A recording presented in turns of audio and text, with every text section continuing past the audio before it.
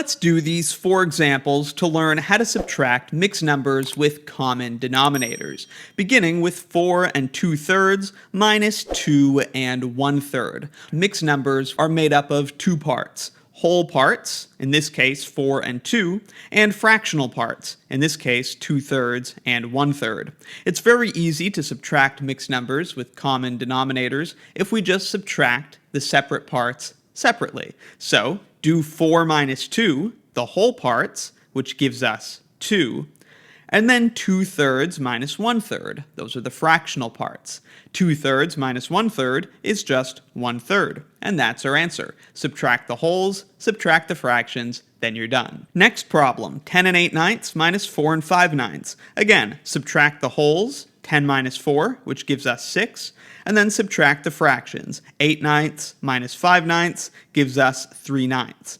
But don't move on yet, because we can reduce this fraction. 3/9 is the same as 1/3, so our final answer is 6 1/3. Next, 7 2/5 minus 4 3/5. Begin by subtracting the wholes, 7 minus 4, which is 3.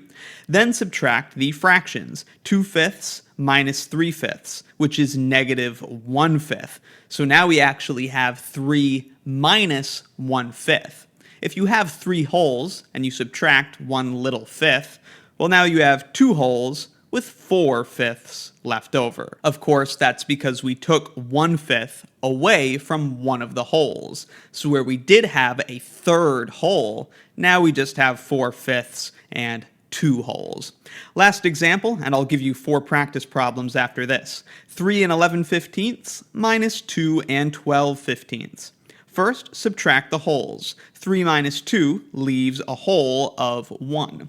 Then subtract the fractions. 11/15 minus 12/15 leaves minus 1/15. So now we have 1 whole, and we're subtracting 1/15. So that means we only have 14/15 left over, because 1 whole is the same as 15/15. But we took 1 away, so our final answer is 14/15. There's one more look at the 4 problems we did, and here are 4 more practice problems for you to try on your own. I'll put the answers on screen now. And there are your answers. In this first problem, 7 minus 3 is 4, and then subtracting the fractional parts actually gives us nothing, because 4/5 minus 4/5 is 0. In this problem, 2 minus 2 gives us no wholes at all, and then 3/4 minus 1/4 leaves 2/4, which should be reduced to 1/2. In this problem, 12 minus 4 is 8, but then 1/3 minus 2/3 is minus 1/3. If we have 8 wholes and then we take away 1/3, well, now we only have 7 wholes and 2/3 left over. And then the last problem is pretty straightforward. Let me know in the comments if you have any questions, and check out my pre-algebra course and pre-algebra exercises playlists in the description for more. Thanks for watching. Couldn't